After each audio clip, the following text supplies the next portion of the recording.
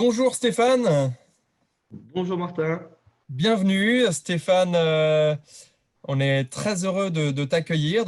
Pour me présenter auprès de nos participants et participantes, je m'appelle Martin Louvel. Je suis président fondateur de Chakari, qui propose une solution, donc la plateforme 100% dédiée à l'accompagnement par le coaching des professionnels de santé. Donc aussi, on est dans le secteur de la e-santé comme Music Care. Écoute Stéphane, on est ravi de t'accueillir pour cette masterclass. Le sujet qu'on va aborder aujourd'hui ensemble, c'est comment construire des partenariats scientifiques solides entre des établissements de santé et des startups innovantes. Ce que je te propose, c'est de commencer par te présenter, nous dire un petit peu voilà, ton parcours, ton histoire, ce qui t'a amené à créer Musicaire, et ensuite on pourra en savoir un petit peu plus sur Musicaire. Très bien, merci Martin. Je suis très honoré et ça me fait très plaisir de pouvoir répondre à des questions et de pouvoir aussi aider certaines startups ou des personnes qui s'intéressent justement à l'intérêt à l'apport scientifique dans une démarche justement soignante pour valider des nouveaux traitements. Donc moi, je me présente, je suis Stéphane Guettin, je suis à la base musicothérapeute, donc qui se concrétise par 3 ans d'études, notamment que j'ai faites à Montpellier, où j'ai obtenu un diplôme universitaire de musicothérapie. Et parallèlement, justement, pour avoir une accréditation au niveau de la recherche clinique, j'ai obtenu un doctorat de psychologie clinique à Paris 5, où j'ai fait une thèse sur l'impact de la musique sur les émotions et principalement dans la prise en charge de la douleur. Voilà, donc parallèlement, j'ai aussi en 2003, à suite à l'obtention de ces différents diplômes, créé une association de musicothérapie qui s'appelait l'association, enfin qui s'appelle toujours Association de musicothérapie, application et recherche clinique, qui nous ont permis d'obtenir des premiers financements pour mettre en place les premières études contrôlées, randomisées dans le traitement de la douleur par la musique, notamment au CHU de Montpellier. Et parallèlement, enfin par la suite, je veux dire, en 2008, j'ai créé Musicaire, donc une société de recherche et de développement qui nous a permis aussi de faire de l'édition musicale, puisque c'est aussi une grosse activité de Musicaire, c'est de faire composer de la musique selon un protocole bien spécifique, notamment qui prend en compte toute la recommandation de la littérature scientifique, toujours dans le domaine de la musique et des neurosciences. Voilà. D'accord. Merci. Alors, c'est un sujet qui me parle beaucoup parce qu'en plus, je suis musicien depuis que j'ai 6 ans. Je suis très heureux de voir qu'aujourd'hui, la musique aussi peut s'inscrire comme un dispositif de santé. Alors justement, euh, pour comprendre un petit peu comment savoir un petit peu plus sur Music Care, comment ça se met en place de manière concrète, un dispositif Music Care dans un établissement de santé. Euh, Tu pourrais nous en dire un peu plus à ce sujet? Oui, oui, tout à fait. Donc, oui, effectivement, donc Musicaire se positionne dans le domaine, j'allais dire, des différentes techniques en musicothérapie, sachant que nous, on fait bien la différence entre musicothérapie et intervention musicale. Avec Musicaire, on ne se dit pas faire de la musicothérapie, mais vraiment proposer un outil au même titre qu'une infirmière, qu'un soignant, qu'un anesthésiste va pouvoir utiliser certains points d'acupuncture, va pouvoir utiliser des techniques d'hypnose thérapeutique. Et c'est sûr que c'est très important de bien différencier la fonction du musicothérapeute, la profession. Donc aujourd'hui, on a des professionnels de santé qui sont musicothérapeutes, comme je vous disais, c'est 3 ans d'études. Et à côté de ça, on a des interventions musicales à visée thérapeutique de type music care, où là, on va former de façon assez courte des soignants à des techniques très spécifiques. Notamment, nous, c'est une technique qui est basée sur de l'écoute musicale et qui vont permettre justement aux soignants de pouvoir utiliser la musique comme un apport, comme une solution thérapeutique complémentaire à leur fonction de base. Donc aujourd'hui, Music Care, ça se présente sous forme d'application numérique. On développe principalement des algorithmes de composition musicale qui vont permettre d'amener le patient de façon progressive à un état de relaxation et une induction, une baisse de la douleur et de l'anxiété. Donc, très concrètement, sur cette application, donc, en plus de proposer cette écoute musicale, donc vraiment basée sur ces recommandations scientifiques et sous la recherche, le patient va pouvoir évaluer aussi son niveau de douleur avant et après chaque séance que ce soit la douleur, l'anxiété, les troubles du sommeil. Et aujourd'hui, toutes les fonctionnalités de Musicaire tendent justement à compléter, à développer toute cette partie de recherche clinique et évaluation pour être toujours dans une perspective d'une meilleure compréhension de l'impact de la musique et de notre solution en termes d'évaluation clinique.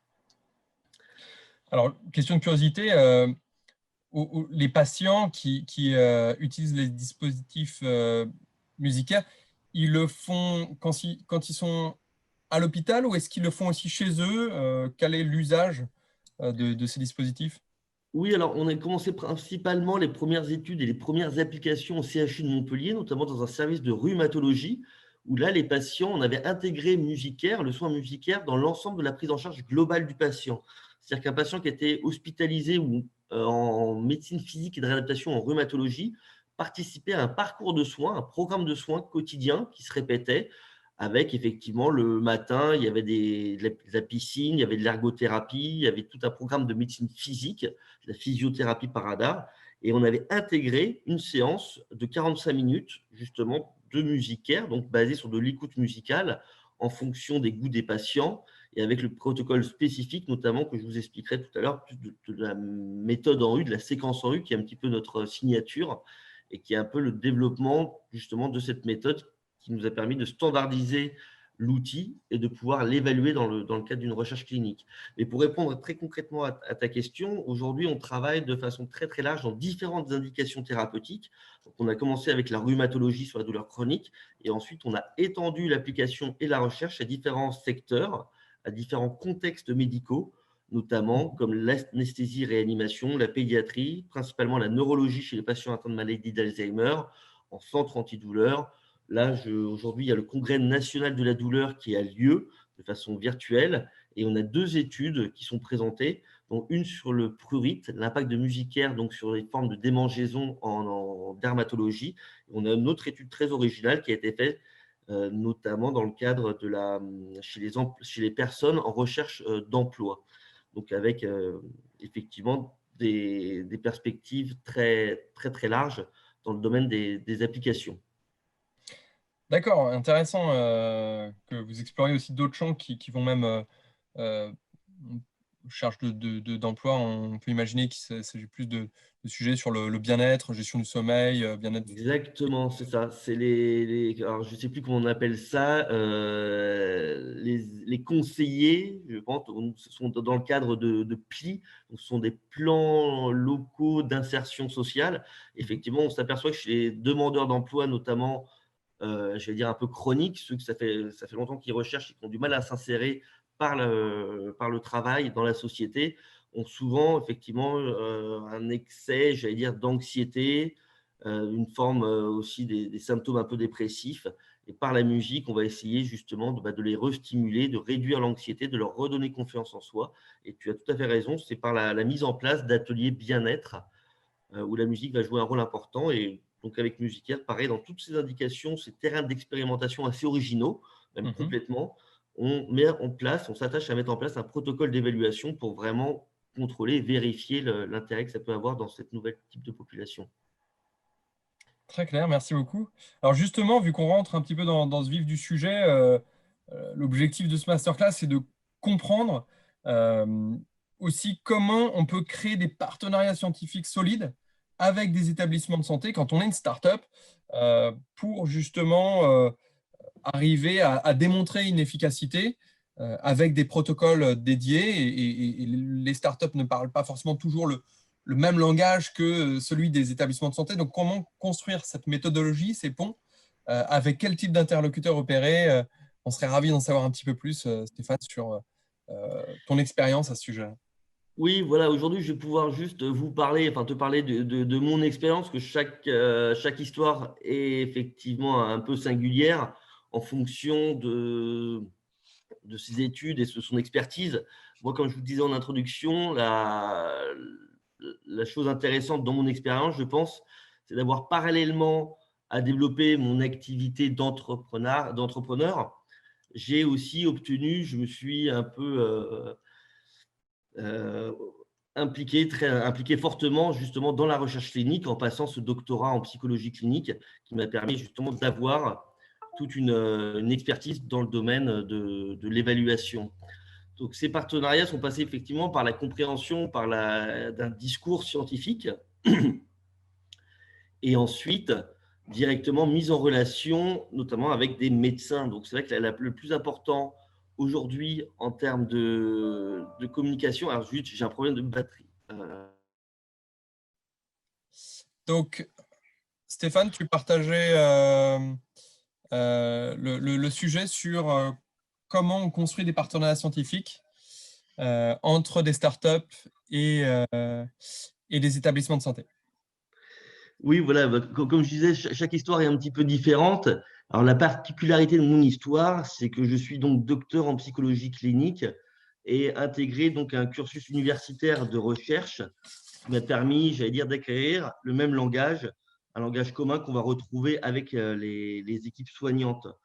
Et donc, l'objectif, c'était de pouvoir, grâce à cette expertise en recherche clinique, pouvoir sensibiliser des équipes soignantes à la mise en place d'évaluations de l'impact ici de la musique dans différents types de pathologies douloureuses.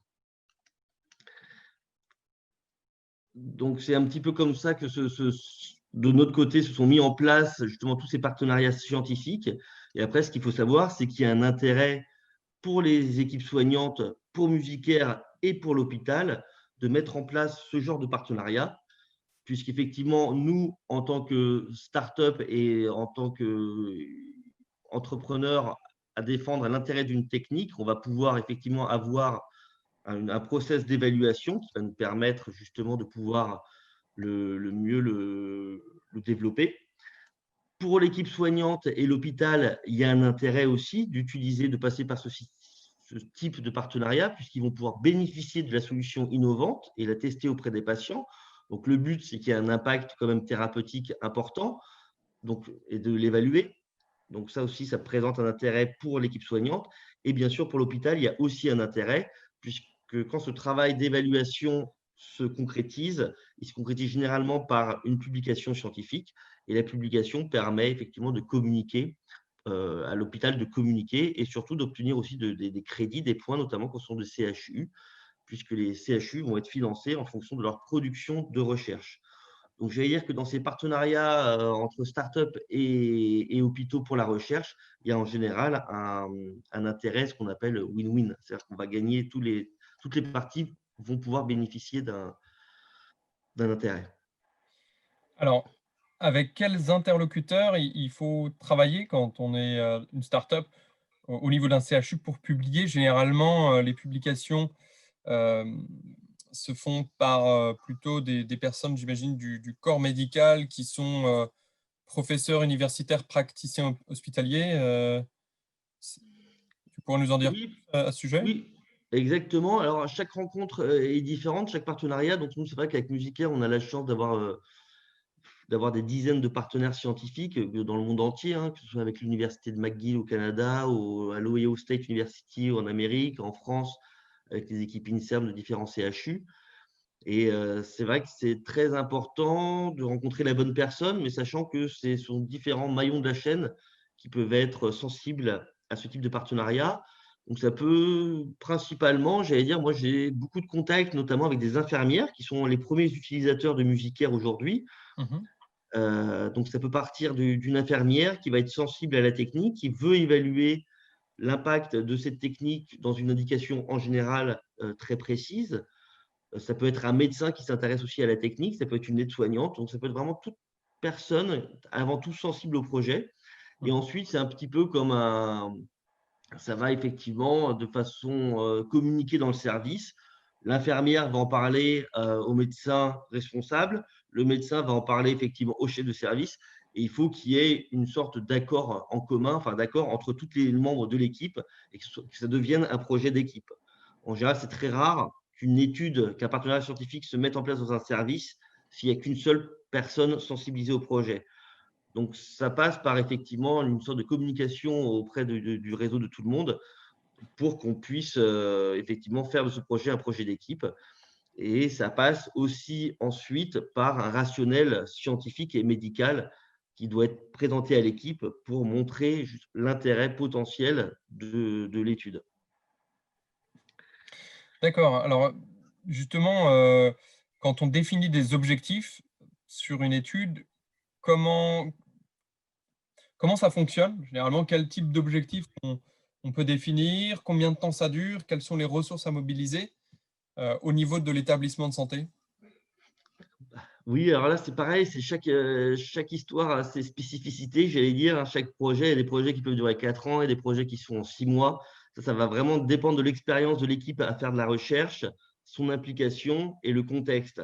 Là, Mhm. par exemple, en période de Covid, on a des protocoles qui ont été ralentis, où il y a quasiment pas d'inclusion, mais au contraire, il y a des nouveaux protocoles qui sont mis en place. Donc, il faut aussi savoir s'adapter rapidement et se saisir un petit peu du sujet de recherche actuel, le plus important, donc savoir aussi canaliser son énergie sur les questions de recherche les plus importantes. Et donc, ça peut effectivement être très, très, très variable en fonction du type d'étude. Si c'est une étude pilote de faisabilité sur une vingtaine de sujets, ou si c'est une étude plus complexe sur 300 patients, dans le cadre avec une demande de subvention. Donc, ça aussi, c'est très, très variable du fait que certaines études peuvent être faites de façon, comme je disais, un peu plus pilote de faisabilité, sans moyens, ou si on se lance dans une étude à caractère beaucoup plus important, j'allais dire, avec des financements notamment de la DGOS, donc du ministère de la Santé, qui eux aussi, tous les ans, mettent en place des appels à projets de recherche où les équipes universitaires vont pouvoir y répondre. Et là, en général, c'est intéressant de pouvoir faire un partenariat avec une équipe de recherche universitaire et de les sensibiliser pour qu'eux puissent rédiger le protocole et que, en tant que start-up, n'être que dans la partie, j'allais dire, de la prestation industrielle. C'est comme ça qu'aujourd'hui, ça se passe majoritairement. C'est- Et alors, une startup, en fait, si on a parmi nos participants inscrits à ce webinaire des personnes qui viennent du monde hospitalier, d'autres qui viennent du monde de la startup. Alors, si maintenant on va plutôt du côté de la startup, euh, quel conseil tu donnerais justement à des entrepreneurs qui se lancent dans la e-santé pour voilà, faciliter en tout cas cette démarche de partenariat scientifique avec les moyens d'une startup? Qu'est-ce qui te paraît clé? Ce qui me paraît clé, c'est de se mettre en contact avec une personne qui a le même langage, qui sait monter des protocoles de recherche. Enfin, avant tout, ce serait effectivement de faire une revue de la littérature de toutes les études qui peuvent se rapprocher de la solution proposée et pouvoir construire un rationnel scientifique sur la méthode. À partir de là, on peut sensibiliser plus facilement une équipe soignante ou une équipe de recherche en leur proposant, j'allais dire déjà presque une question de recherche originale à laquelle personne n'a répondu. Donc, dans mon cas très précis, si aujourd'hui je devais tout recommencer, mon premier objectif, vu qu'en France, l'impact de la musique est encore très peu évalué et on retrouve encore très peu de solutions dans le domaine, ça serait de refaire toute une revue de la littérature, d'aller chercher sur Medline ou sur Science Direct toutes les études qui ont déjà été faites, qui montrent déjà un impact de l'utilisation de cette technique dans la douleur et proposer une nouvelle question de recherche. Par exemple, dire que voilà, on a des études qui montrent que ça marcherait chez les enfants, enfin, ou dans les services de néonatologie chez les enfants prématurés. On a d'autres études qui montrent que ça marche aussi dans les troubles respiratoires chez les patients en réanimation. Et donc aujourd'hui, on voudrait tester si l'apport de la musique peut avoir un impact chez les personnes atteintes de sclérose en plaques dans un service de neurologie. Et donc, d'arriver dans un service auprès d'un médecin d'une équipe universitaire en refaisant déjà, au moins au minimum, la revue de la littérature scientifique sur le domaine. Et à partir de là, essayer de les intéresser en créant une question de recherche originale auquel la science n'a pas encore répondu. Et dans ce cas-là, effectivement, ça peut les intéresser à double intérêt. Un, parce que vous leur avez démontré que l'utilisation de la musique, dans mon cas, va avoir un intérêt sur la douleur ou sur l'évolution de la pathologie. Donc, c'est un service médical rendu et c'est leur travail en tant que médecin de chercher des solutions pour soulager leurs patients. Et deux, vous leur permettez aussi de répondre à une nouvelle question de recherche et de valoriser leurs services et leurs fonctions de recherche par justement une possibilité de publication et avant tout de répondre à cette fameuse question scientifique. D'accord, d'accord. Donc, je comprends qu'il y a ce travail préalable de revue de la littérature scientifique avec des bases de recherche. Donc, j'ai noté Medline et Science Direct. Est-ce que ce sont des… Il faut avoir un profil de chercheur ou médical pour faire ce travail de recherche préalable, ou est-ce que c'est accessible voilà, des personnes qui connaissent un petit peu moins cet univers Non, c'est là où moi je pense avoir cette chance. Enfin, c'est pas une chance, hein, parce que la chance, ça se provoque et c'est du travail. Mais justement, c'est pour ça que j'ai fait aussi ce doctorat de psychologie clinique, c'est pour me former à la recherche et à la recherche bibliographique et à la formulation d'une hypothèse et comment y répondre par la mise en place d'une méthodologie de recherche. Donc, c'est vrai que non, ces sites-là, Medline, Science Direct, donc ce sont des sites qui sont quand même accessibles. N'importe qui peut, comme sur Google, il y a une barre de recherche. Vous tapez, dans mon cas, musique et douleur, mais si quelqu'un fait de l'aromathérapie ou si quelqu'un fait de la réalité virtuelle dans le domaine de la personne âgée, on tape sur ces moteurs de recherche réalité virtuelle et personnes âgées, vous allez voir toutes les études scientifiques qui ressortent.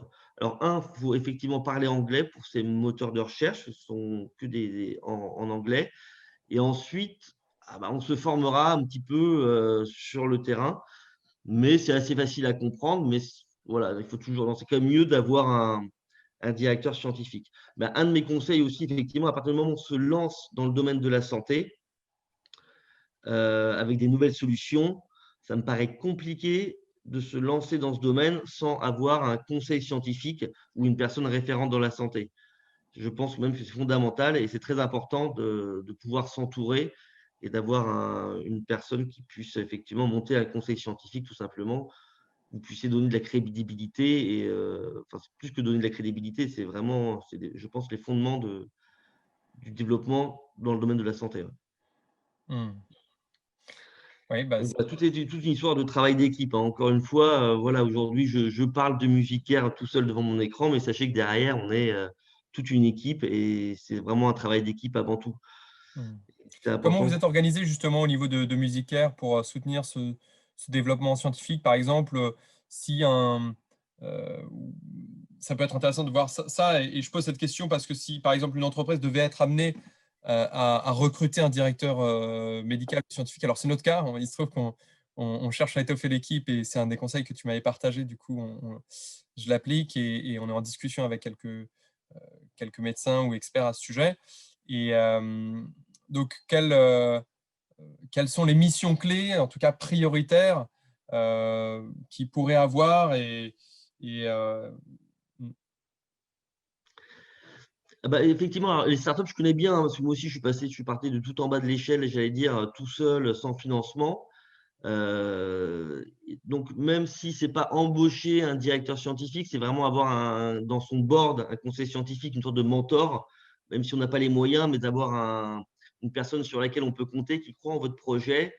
Et ailleurs, je vous dis, il va falloir se former par soi-même au début, hein. C'est sûr qu'on n'est pas tous docteurs en psychologie ou on n'a pas tous fait des études universitaires dans le domaine de la recherche. Mais je vous dis, moi, avant d'avoir même mes diplômes et de m'être lancé dans ces études universitaires, je m'étais déjà impliqué dans la recherche et j'ai appris par moi-même.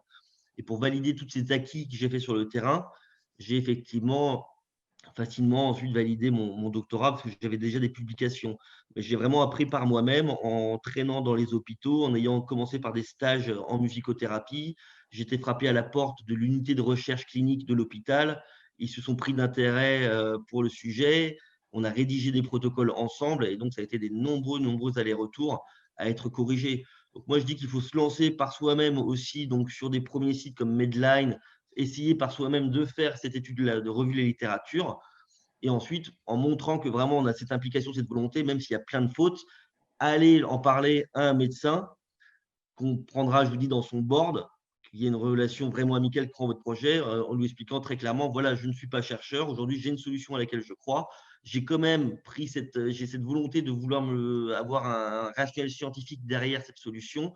J'ai été sur Medline, j'ai repéré quelques études, qu'est-ce que tu en penses, qu'est-ce que vous en pensez? Et là, s'il y a un médecin sympa ou un chercheur sympa, il vous dire, ah bah c'est bien, mais là, il manque telle référence. La référence, ça s'écrit comme ça. Tu devrais aussi aller chercher sur ce site ou mettre ces mots-clés.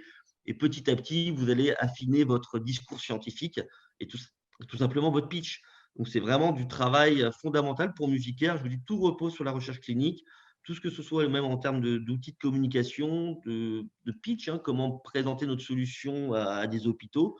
Tout est basé sur une revue de la littérature, des mises en place de protocoles de recherche, publication de résultats. Et ensuite, tous ces résultats publiés vont devenir un petit peu nos marques de fabrique et qui vont devenir des arguments aussi médico-économiques et qui vont nous permettre de développer notre solution.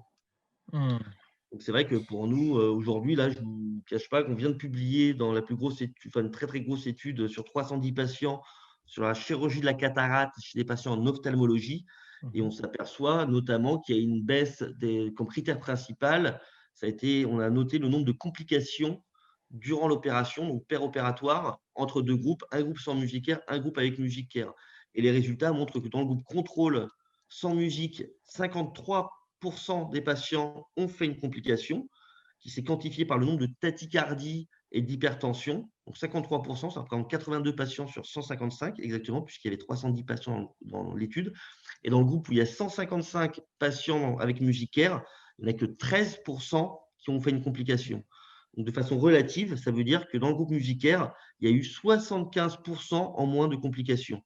Au niveau des consommations de sédatifs, ils ont consommé 0,5 mg dans le groupe sans musique, donc de midazolam, c'est des benzodiazépines, des sédatifs, et dans le groupe avec musicaire, 0,04, ce qui représente 13 fois moins de sédatifs dans le groupe musicaire.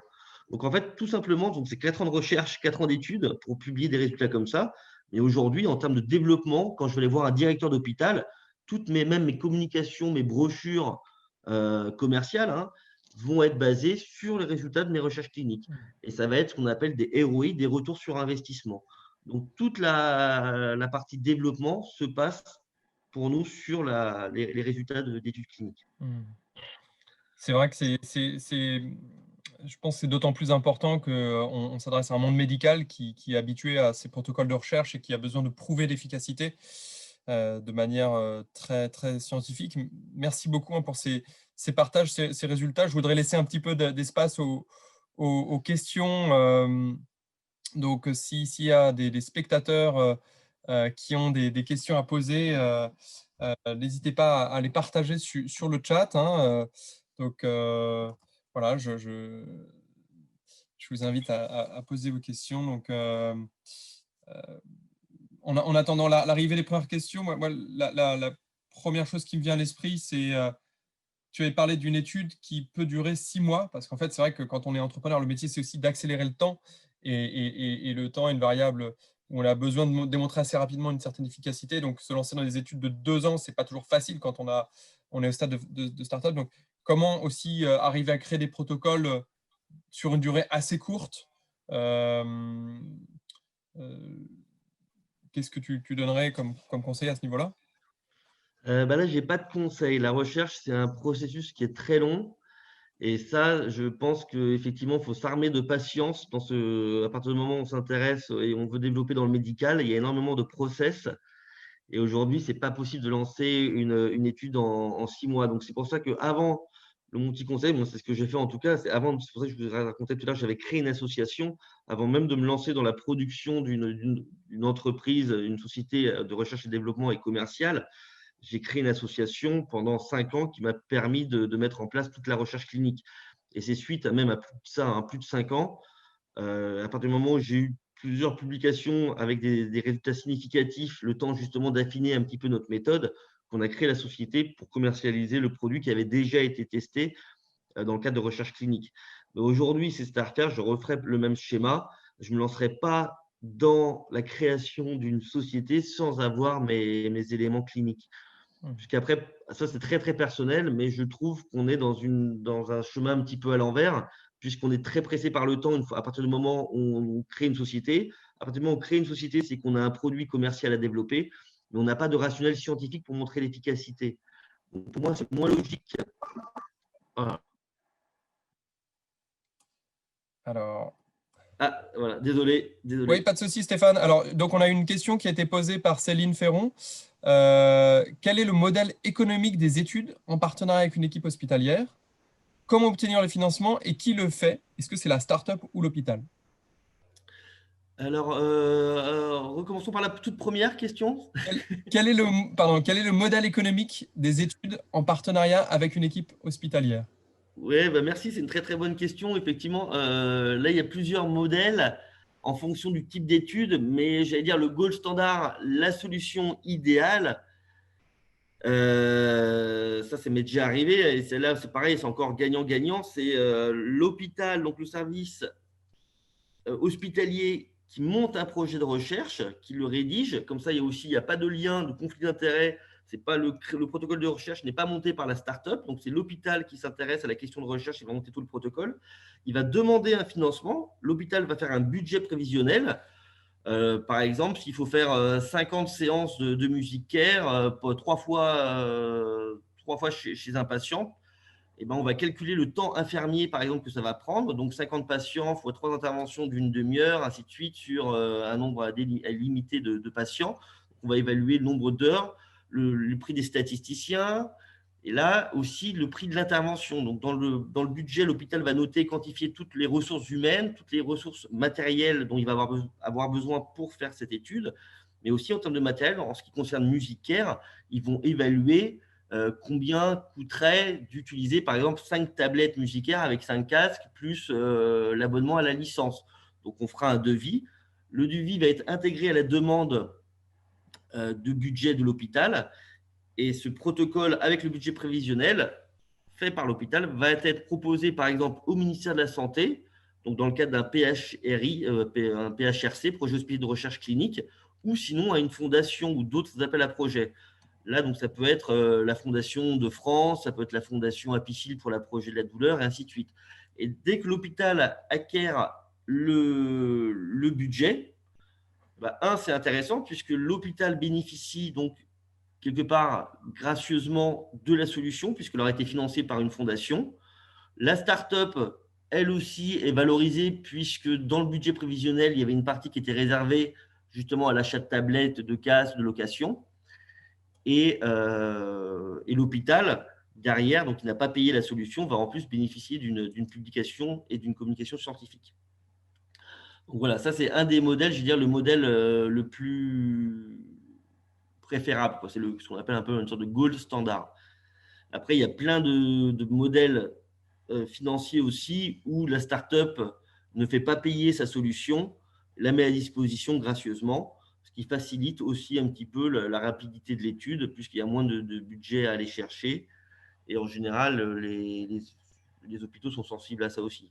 Si par exemple, il n'y a pas de fondation, si l'hôpital monte un protocole de recherche, mais on n'obtient pas de financement, là, il est bien vu de la part de la start-up de ne pas faire payer sa solution et d'offrir les quelques casques et les quelques tablettes.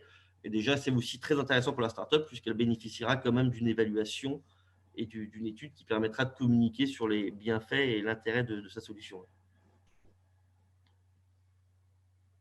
Ok, merci. Est-ce qu'il y a d'autres questions de la part de nos participants et participantes? Ah, voilà, Céline répond merci. Euh, alors, juste, une dernière question peut-être, qui était un petit peu ce dont on avait parlé en amont, Stéphane. Aujourd'hui, il y a en France, en tout cas, la première startup qui s'appelle MoveCare, qui vient d'être enregistrée comme dispositif médical remboursé par la sécurité sociale, alors que c'est une application digitale. Euh, Quelle est ta perspective là-dessus sur comment, à terme, une start-up, alors donc là, on parle vraiment de long terme, hein, de souvent beaucoup de travaux d'études, j'imagine, mais pourrait arriver à se faire rembourser par la sécurité sociale? Ah bah oui, c'est toujours un peu le même discours que je tiens depuis le début. C'est pareil, hein, c'est ce qui est fondamental, c'est la recherche clinique. Il n'y aura pas de remboursement s'il n'y a pas de recherche. Donc, ce qui montre bien que c'est vraiment les fondements de toute start-up un peu dans le domaine de la e-santé. Et l'étude doit être très spécifique. C'est premièrement évalué par la HAS.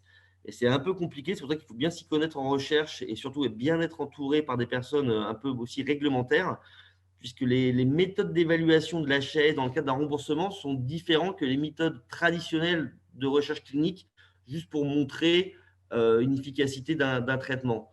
Même en termes du nombre de sujets nécessaires, par exemple, quand vous faites une étude clinique, on peut se demander mais pourquoi il y a des études avec 50 sujets et il y en a d'autres avec 10 000 sujets. En fait, tout va dépendre de la différence attendue entre les groupes. Et c'est là où c'est un petit peu contradictoire, parce qu'en fait, moins il y a de patients dans une étude, plus l'étude en fait est robuste. C'est-à-dire que, par exemple, dans un groupe contrôle, si je cherche à évaluer l'impact de l'aspirine, même sur la douleur, on sait que ça marche.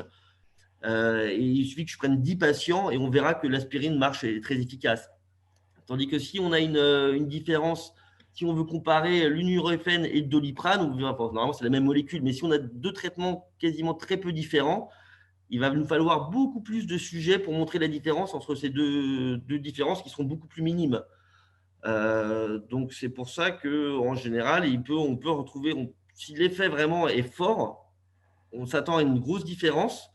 Le nombre de sujets nécessaires pour l'étude sera plus faible que si la différence est beaucoup moins évidente. Donc très concrètement, ça nous arrive d'avoir des études sur 30-40 sujets par groupe, donc de façon très robuste au niveau scientifique, qui montre qu'il y a vraiment une belle différence entre les groupes aussi, parce que le nombre de sujets a été calculé. 30, c'est pas nous qui l'avons décidé, c'est que justement en fonction des statistiques, en fonction des différences attendues, on est tombé sur ce nombre de sujets nécessaires. Par contre, quand vous allez arriver avec cette étude au niveau de la HAS et de tout le parcours du combattant pour arriver au remboursement, ils vont vous dire le nombre de sujets nécessaires n'est pas assez puissant. Alors, en tant que scientifique, vous vous direz, bah zut, pourtant j'ai publié cette étude dans une super revue, ça a été accepté, méthodologiquement, il n'y a pas mieux. Mais là, on vous dira qu'ils ont besoin pour la sécurité sociale de faire aussi des process de sécurité et que s'il y a des effets secondaires, il aurait fallu beaucoup plus de patients ici spécifiquement pour pouvoir contrôler les effets secondaires. Donc effectivement, ça a du sens. Donc c'est pour ça qu'il y a vraiment des études cliniques qui doivent être faites en vue de remboursement et d'autres études cliniques qui doivent être vraiment prévues en termes plus scientifiques de répondre à une hypothèse de recherche. Donc c'est vrai que c'est quasiment, même c'est sûr, c'est deux types d'études différentes. Donc il faut savoir qu'on se lance dans une étude, où est-ce qu'on veut aller exactement. Voilà, je ne pense pas avoir répondu exactement à la question, mais… Enfin, moi, j'ai compris que c'est vraiment une stratégie spécifique Oui, pour se faire rembourser par la sécurité sociale, pour lesquelles il faut vraiment un board d'experts qui inclut aussi des personnes des affaires réglementaires de la HAS. Donc, c'est un objectif en soi précis qui peut se distinguer des autres études, en fait. Moi, ce que je retiens, et je te remercie beaucoup pour ta pédagogie, hein, pour ce masterclass, c'est que pour finalement créer ces partenariats scientifiques efficaces entre startups et établissements de santé, la première chose, c'est de faire un travail d'étude bibliographique préalable pour étudier vraiment ces protocoles. Ensuite, deuxièmement, bah, c'est s'entourer d'une équipe. Et en fait, ça peut être tout à fait des équipes soignantes, médicales, pour définir des objectifs clairs, un sujet de recherche. Et une fois que cet objectif clair, on démarre un protocole, on a ce gold standard que tu as présenté, hein, par rapport à la question de Céline, où c'est un sujet de recherche qui pourrait être porté par l'établissement de lui-même qui va chercher des budgets à la DGOS. Et donc, ce qui permet de prouver l'efficacité de la solution proposée par une startup en e-santé et d'avoir des publications, si possible, dans des revues de grand prestige. En tout cas, bah, je tiens à te remercier beaucoup, Stéphane, pour la qualité de ton intervention. Euh, Merci beaucoup, bah, pour aussi ce que tu partages, ce que tu apportes avec Music Care en termes voilà, le fait de dire que la musique peut aussi être un dispositif de santé connecté. C'est extraordinaire, hein. Euh, et donc, en tout cas, un grand merci aussi à nos participants et participantes, hein, pour leur présence. Et très belle continuation à toi. merci beaucoup Martin et merci aux personnes qui se sont joints à nous aujourd'hui. J'espère que j'ai pu leur donner quelques petites orientations et quelques conseils qui leur serviront. Merci beaucoup, très bonne journée. Merci, à bientôt Martin. À bientôt, Stéphane. Au revoir.